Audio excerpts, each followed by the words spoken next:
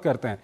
अमेरिकी राष्ट्रपति Donald Trump के सत्ता में आने के बाद से ही कयास लगाए जा रहे थे कि अमेरिका के साथ दुनिया के कई हिस्सों का ट्रेड वॉर बढ़ जाएगा, और जिस तरह के कदम ट्रंप उठा रहे हैं उससे ये कयास सच में तब्दील हो रहे हैं। चाहे हम चीन की बात करें, कनाडा की बात करें, मैक्सिको की बात करें, यूरोप की बात करें, सबके साथ टैरिफ को लेकर के तनातनी बनी हुई है, बातचीत चल रही है। एक रिपोर्ट देखिए। चुनाव अभियान के दौरान ट्रंप जनता से बार बार कहते रहे कि टैक्स की कीमत आपको नहीं बल्कि दूसरे देशों को चुकानी होगी। अपने आर्थिक विजन के इसी हिस्से को आगे बढ़ाते हुए ट्रंप ने पहले कनाडा, मैक्सिको को 25% जबकि चीन पर 10% टैरिफ लगाने के बाद यूरोपीय यूनियन को भी धमकी दे डाली है। ट्रंप ने कहा निश्चित रूप से यूरोपीय संघ से आने वाली वस्तुओं पर टैरिफ लगाया जाएगा। ट्रंप के इस कदम से व्यापार युद्ध शुरू होने की आशंका जताई जा रही है, लेकिन ट्रंप इसे लेकर अपने इरादों में कितने पक्के हैं, इसका अंदाजा इस बात से लगाया जा सकता है कि उन्होंने अमेरिका की जनता से कहा है कि उन्हें इसका कुछ दर्द उठाना पड़ सकता है। हालांकि लंबे समय के लिए यह फायदेमंद होगा। ट्रंप ने कनाडा पर 25% टैरिफ लगाया तो उसने भी जवाबी कार्रवाई के रूप में अमेरिका पर $106 बिलियन से अधिक के अमेरिकी उत्पादों पर बराबर का टैरिफ थोप दिया। ट्रंप ने इस पर कड़ी प्रतिक्रिया देते हुए टैरिफ को और बढ़ाने की धमकी दी है। उधर चीन ने विश्व व्यापार संगठन का दरवाजा खटखटाने की बात कही है। वहीं यूरोपीय संघ पर लटकी ट्रंप की टैरिफ तलवार से शेयर बाजार सहम गए हैं। ईयू ने 3 देशों पर ट्रंप द्वारा लगाए गए टैरिफ की आलोचना करते हुए कहा है कि अगर उन्हें निशाना बनाया गया तो जवाब दिया जाएगा। ब्रसल्स में हो रही ईयू नेताओं की बैठक में अमेरिकी टैरिफ से निपटने के लिए एकजुट होकर लड़ने का आह्वान किया। यूरोपीय देश कुछ भी कहें, लेकिन फिलहाल बाजार की हालत खराब दिखाई दे रही है। यूरोपीय बाजार में करीब 2% की गिरावट दर्ज की गई है। हालांकि अमेरिका ने ब्रिटेन को अपने इस धमकी से बाहर रखा है, लेकिन संभावनाओं से इनकार नहीं किया जा सकता है। दरअसल टैरिफ एक घरेलू कर है जो विदेशों से अमेरिका में आयातित वस्तुओं पर लगाया जाता है। यह आयात की कीमत के अनुपात में लागू होता है, यानी अगर एक गाड़ी की कीमत $50,000 है तो 25% टैरिफ के साथ इस पर $12,500 का अतिरिक्त शुल्क लगेगा। इस रकम को अमेरिका की वही कंपनी अदा करेगी जिसने इसे खरीदा है। एक तरह से यह घरेलू अमेरिकी कंपनियों द्वारा अमेरिकी सरकार को दिया जाने वाला प्रत्यक्ष कर है। अगर ये कंपनियां उपभोक्ताओं पर कर के रूप में नई कीमत लागू करती हैं तो जाहिर है इसका खामियाजा अमेरिकी उपभोक्ताओं को भुगतना पड़ेगा। अगर ये खर्च खुद बर्दाश्त करती हैं तो कंपनियों का मुनाफा कम हो जाएगा। और इस खबर पर बात करने के लिए हमारे साथ जुड़ रहे हैं राकेश मोहन जोशी, IITF यानी कि Indian institute of IIFT Indian institute of foreign trade के वाइस चांसलर हैं। उनसे हम बातचीत करेंगे। जोशी जी, बहुत बहुत स्वागत है आपका हमारे इस कार्यक्रम में। और अभी का जो डेवलपमेंट है, अभी कुछ ही देर पहले ये खबर आई है कि जो मैक्सिको के ऊपर टैरिफ लगाने की बात थी अमेरिका की ओर से, उसको 1 महीने के लिए टाल दिया गया है। मैक्सिको और अमेरिका के बीच में कुछ बातचीत हुई है, कुछ आपस में एडजस्टमेंट उन्होंने किया है, तो 1 महीने का जो समय है उसमें वो बातचीत करेंगे। लेकिन सवाल यहाँ पर ये है कि ये जिस तरह का माहौल टैरिफ को लेकर के, और ख़ासकर डोनाल्ड ट्रंप जब से सत्ता में आए हैं, क्या कुछ परिदृश्य बन रहा है? किस तरह से आप इसको देखते हैं?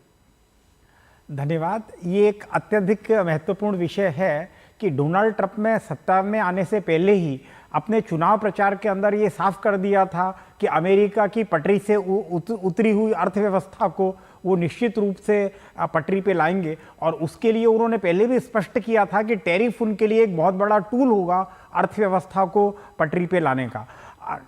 डोनाल्ड ट्रंप का ये मानना था कि टैरिफ के कारण जो है विदेशी सामान आयात होकर अमेरिका में आता है, उससे अमेरिका में जॉब का लॉस होता है, अमेरिका में रेवेन्यू का लॉस होता है। और अभी तक आप देख रहे हो दुनिया का जो परिदृश्य रहा है उसमें सेकेंड वर्ल्ड वार के बाद जब गेट आया तो उसके अंदर एक ये कहा गया था कि टैरिफ का रिडक्शन हुआ, और टैरिफ का बहुत हद तक रिडक्शन हुआ। 1995 में जब वर्ल्ड ट्रेड ऑर्गेनाइजेशन, विश्व व्यापार संगठन आया तो उसका भी एक उद्देश्य था कि टैरिफ में रिडक्शन करना। टैरिफ का रिडक्शन हुआ, और जब टैरिफ कम होता गया तो विश्व में ये कहा गया कि टैरिफ की जगह it is the non tariff barrier which are very important, like quality है, एनवायरनमेंट है, सस्टेनेबिलिटी है। लेकिन ये डोनाल्ड ट्रंप ने सत्ता में आने के बाद और उसके पहले ये पूरा एक ढांचा लगभग बदल सा गया है। और इसके अंदर ये ट्रेड थ्योरीज जो थी वो ये कहती थी कि से theory of absolute advantage, theory of comparative advantage, वो कहती थी कि फ्री ट्रेड होना चाहिए। अगर फ्री ट्रेड होगा तो कस्टमर को फायदा होगा। अगर tariff, so you know a product is to be produced जहां पे उसकी कॉम्पिटिटिवनेस है वहां पे उस प्रोडक्ट को प्रोड्यूस किया जाए। लेकिन अब डोनाल्ड ट्रंप का ये मानना है कि अगर वो टैरिफ लगाएंगे, अगर वो टैरिफ लगाएंगे तो उससे एक तो रेवेन्यू होगा देश को, वो भी एक बड़ी अजीब सी सोच है जिसको इकोनॉमिस्ट अभी तक नहीं मानते आए हैं कि टैरिफ को रेवेन्यू के लिए लगाया जाए बिफोर वर्ल्ड वॉर सेकेंड। दूसरा उनका ये मानना है कि टैरिफ को रोकने से डोमेस्टिक इंडस्ट्री को बढ़ावा मिलेगा। अब टैरिफ को आप बढ़ाने, अच्छा फिर फ्री ट्रेड एग्रीमेंट हुए, नाफ्टा जो एक पुराना एग्रीमेंट था जिसके अंदर 67-70% ट्रेड अमेरिका और उनके दो देश कनाडा और मेक्सिको में था, उसकी बहुत थी। कनाडा और मेक्सिको का तो ट्रेड जो है 70-80% तक डिपेंडेंट अमेरिका के ऊपर था, दूसरा उनका ट्रेड पार्टनर नहीं। तो ये उनके द्वारा कनाडा और मेक्सिको पे टैरिफ लगाए जाना एक बहुत ही मतलब उन देशों के लिए एक बहुत ही सदमे जैसी बात है। और अगर आप देखते हैं कि उन्होंने कनाडा पे 25% टैरिफ लगाया, आज आपने देखा कि पूरे कनाडा में प्रदर्शन हुए, कनाडा में भी स्वदेशी की मुहिम छा गई है, जिस तरह से गांधी जी ने भारत में मुहिम लगाई थी, और कनाडा ने भी रिटेलिएटरी टैरिफ लगाए हैं। अब उन्होंने अमेरिका का व्यापार घाटा अभी 2024 के अंदर लगभग $1 ट्रिलियन से भी ज्यादा था, जबकि चाइना का व्यापार सरप्लस, ट्रेड सरप्लस जो है वो $1 ट्रिलियन से ज्यादा था। तो एक ट्रेड व्यापार घाटे के कारण भी ये अमेरिका काफी चिंतित था। अभी इसके अंदर आप देखना ये है कि इससे इम्पैक्ट क्या होगा, इसका इम्पैक्ट। यही सवाल हम आपसे जानना चाहेंगे कि यूरोप पर भी वो टैरिफ लगाने की बात कर रहे हैं, हालांकि अभी तक उन्होंने घोषणा तो नहीं की है, लेकिन इसका सीधा सा असर कहीं ना कहीं यूरोप के बाजारों में देखा गया। हम आपसे ये जानना चाहते हैं क्योंकि आज दुनिया बहुत छोटी है और इसमें अमेरिका में क्या कुछ होता है उसका असर लगभग हर देश में पड़ता है, तो ऐसे में इसका फर्क क्या पड़ेगा शेयर बाजारों पर, आम लोगों पर क्या कुछ फर्क पड़ेगा? नहीं, ये बहुत अच्छा है। देखिए, अब अमेरिका जो कहता है कि ये एक कार है, मान लो कि ये मेड इन अमेरिका है, तो मेड इन अमेरिका कार के पार्ट जो है वो पूरी दुनिया से सोर्स होते हैं। अभी मेक्सिको कनाडा की बात की जाए तो उसका इंजन जो है वो 5 से 10 बार कनाडा और मेक्सिको के बॉर्डर में इर्द गिर्द वो आता जाता है, एक्सपोर्ट इंपोर्ट होता है। उस एक्सपोर्ट इंपोर्ट में आपने 25% उसमें टैरिफ लगाया कनाडा में जाने के लिए, 25% लगाया आने के लिए, तो cost of the product America के अंदर ज्यादा हो गई। कॉस्ट ऑफ प्रोडक्ट ज्यादा होने से अमेरिका बाजार के अंदर इन्फ्लेशन बढ़ेगा, इन्फ्लेशन बढ़ेगा तो उससे जो है ये शेयर मार्केट में जो गिरावट आपको नजर आ रही है वो होगा। दूसरा एक है कि अभी टैरिफ जो लगाया है अमेरिका ने वो कनाडा पे लगाया, चलो मेक्सिको पे इन्होंने 1 महीने के लिए थोड़ा सा टाल सा दिया है, चाइना पे लगाया। अभी होता क्या है कि एक टैरिफ वॉर है, लाइक न्यूक्लियर वॉर, तो आपने एक पे लगाया तो ही विल ऑल्सो रिटेलिएट। अच्छा, अब ये कब तक चलेगा कोई नहीं कह सकता। दूसरे कार के जो बाजार है, जैसे जर्मन कार है, कोरियन कार है या जापानीज कार है, उन पे अभी 25% टैरिफ नहीं है, और जब तक नहीं है तो उनकी कार अमेरिका के बाजार में सस्ती हो गई, तो वो मार्केट डाइवर्सिफिकेशन होगा तो वहां से कार आने लगेगी। लेकिन उससे अगर अमेरिका को फिर नुकसान होगा तो उन पे भी ये टैरिफ लगेगा।